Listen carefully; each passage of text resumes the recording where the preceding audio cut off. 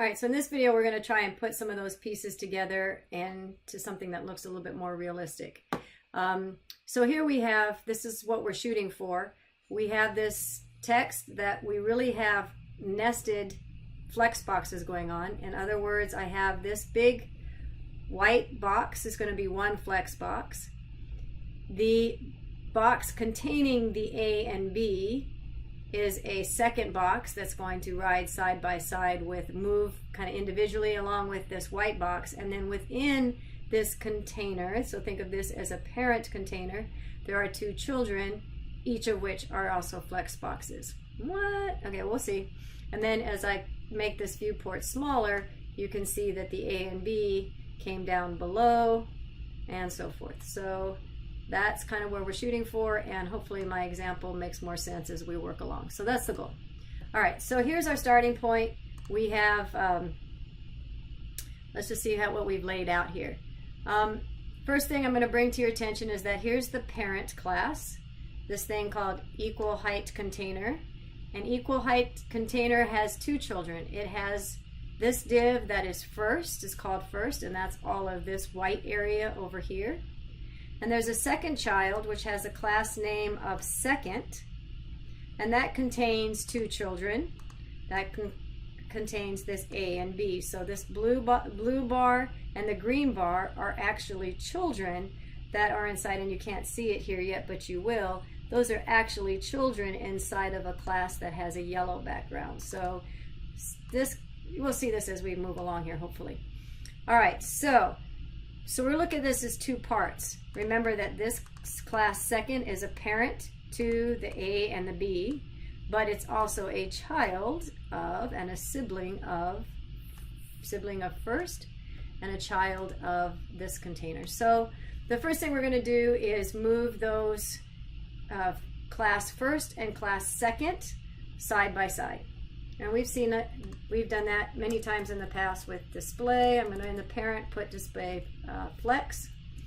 And then if I do that, then indeed they are now, if you think about this is the class first, and here's the class second. You can see that yellow background now. So the class second has a yellow background, and then AA has the little blue background, and the BB div has the little green background. Okay.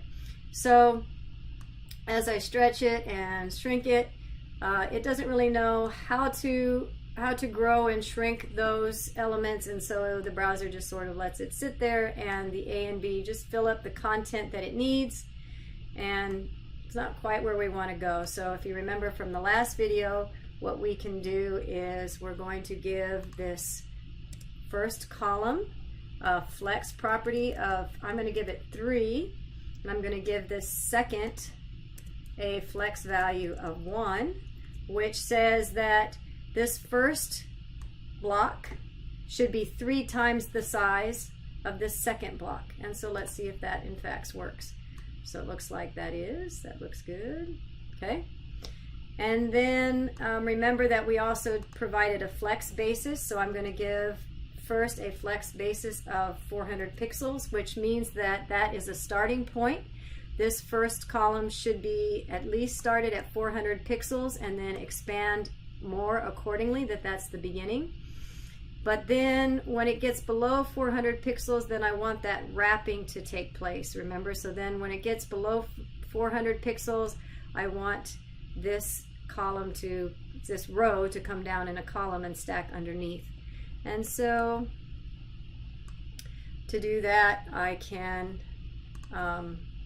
use that flex wrap property. Oh, hello. New from, I guess I just uploaded a video. Flex wrap, and then remember no wrap is the default, so I'm going to put wrap.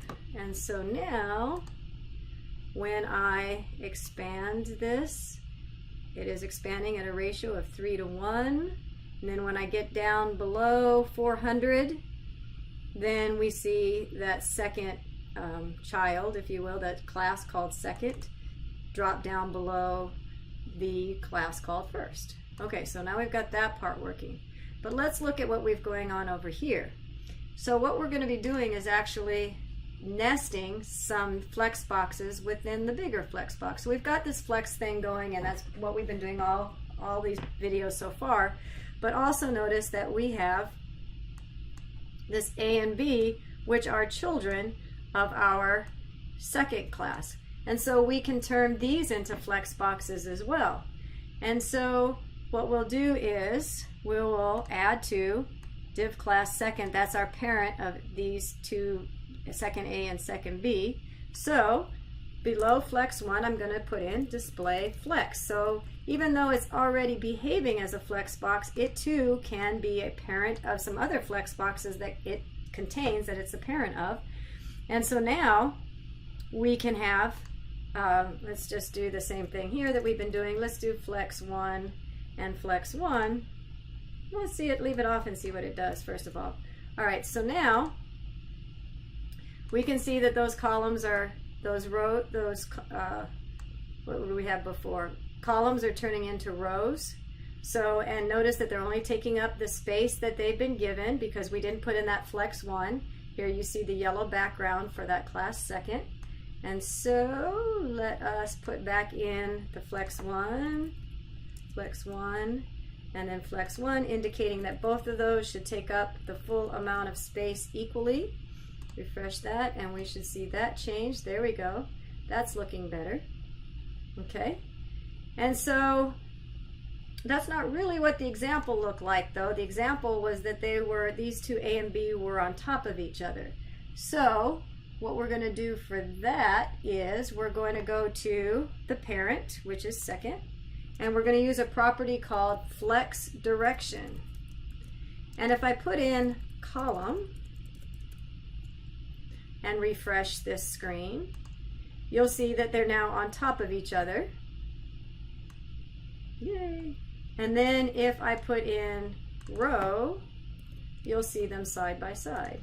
So depending on how you want to lay those out, the default happens to be column. So if I didn't put anything in here at all, then the default is, the default is rows, sorry. And so if I wanted in columns on top of each other, then I could put that back, add column, and now they'll be on top of each other looking more along those lines. So just depends how you want to lay things out. But again, if I now move this down below that 400, now they're stacking accordingly. So if I had left this with row, let's see what that would have done. Row, then they would have stacked in rows. So there you go.